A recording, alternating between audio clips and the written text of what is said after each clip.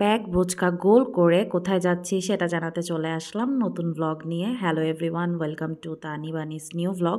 আজকে আপনাদের সাথে শেয়ার করব আমরা কোথায় গিয়েছিলাম এবং কি কি করলাম সেখানে।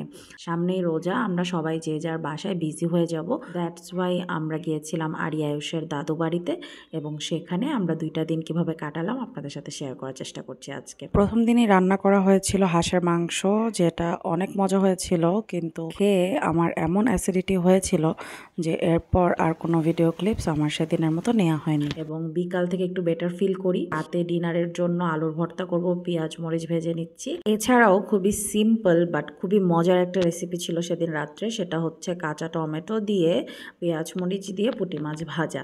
সাধারণত পুঁটি মাছ ভাজা তো আমরা সবাই খাই, সাথে পেঁয়াজ মরিচ ভেজে দেই, কিন্তু সেদিন আমি একটু ফিউশন করার ট্রাই করেছিলাম, কারণ ফ্রিজে কাঁচা টমেটো ফ্রেশ ছিল।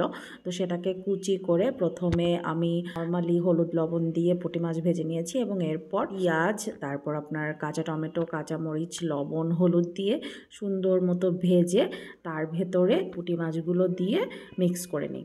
এই জিনিসটা টক টক ভাতের সাথে খেতে এত ভালো লাগে আমার, মানে পার্সোনালি টক জাতীয় খাবার অনেক ভালো লাগে। ভাতের সাথেও আমি টক খেতে পারি। আমি কয়েকদিন গেলে ফলসি দিয়ে ডাল রান্না করি, তো এই রান্নাটাও আমি সেদিনই ইনোভেট করি। আমার কাছে মনে হইলো যে এতে করে ভাজা পেঁয়াজের পরিমাণটাও কিছুটা কম হলেও চলবে, কারণ এই টমেটোটা সেই ভাজা পেঁয়াজের অ্যাবসেন্স পূরণ করবে। এবং এই তো রেডি হয়ে গেল আমার টমেটো ভাজি সাথে পুঁটি মাছ ভাজি। এবং লাস্ট অফ অল আমার সিগনেচার আইটেম ডাল। বাড়িতে গেলে মা সাধারণত আমার হাতের ডাল রান্নাটা পছন্দ করে, সবাইকে বলে যে তানিয়ার ডাল রান্না অনেক সুন্দর হয়। তো সেদিনও রাতে ঘরে ডাল রান্না করেছিলাম। তো ডাল রান্নাটা আমি খুব বেশি তামঝাম করে করি না, অনেক বেশি মশলা ব্যবহার করি না, কিন্তু রসুন পেঁয়াজ এবং তেল কাঁচামরিচটা অনেক বেশিই দেই, কারণ এটাতে ডালের মধ্যে একটা সুন্দর ফ্লেভার আনে। সব কিছু ভেজে টেজে ভিজিয়ে রাখা ডাল ধুয়ে আমি অ্যাড করে দিই এবং এরপর এই ডালটাকে ভালো মতো একটু ভেজে নেই হলুদ লবণ দিয়ে। তারপর এটাতেও আমি কিছু কাঁচা টমেটো অ্যাড করে দিয়েছিলাম, কারণ আমার কাছে মনে হয়েছে যে ডোলে খেতে ভাতের সাথে ভালো লাগবে। তো কাঁচা টমেটো ঘরে ছিল আর আমি যেটাতে যেটাতে পারছি অ্যাড করে গেছি। তো এই তো ডাল রান্নাটা যখন মোটামুটি ভেজে এটা থেকে সব পানি ভাজা ভাজা করে শুকনো হয়ে যাবে, তখন আমি এটাতে যে পরিমাণ পানি বা যেমন ঘনত্ব চাই তেমন পানি অ্যাড করে দিই।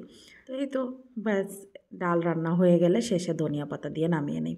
তো রাতে এই ছিল আমাদের সবার ডিনার এবং that was so simple yet tasty, এবং সবাই খুব মজা করে আমরা খেয়েছি। সব রান্নাবান্না তাড়াতাড়ি শেষ করে বাড়িতে গেলে যেটা হয়, সারাদিন সবাই অনেক বেশি কাজ করে, বাচ্চারা অনেক বেশি খেলাধুলা করে, এই কারণে সবাই খুব তাড়াতাড়ি ঘুমিয়ে যেতে চায়। তো এই যে আলুর ভর্তা, যেহেতু রাইস কুকারে আলু সেদ্ধ দেওয়া হয়েছিল ভাতের সাথে, তো পেঁয়াজটা আগেই মেখে নেওয়া হয়।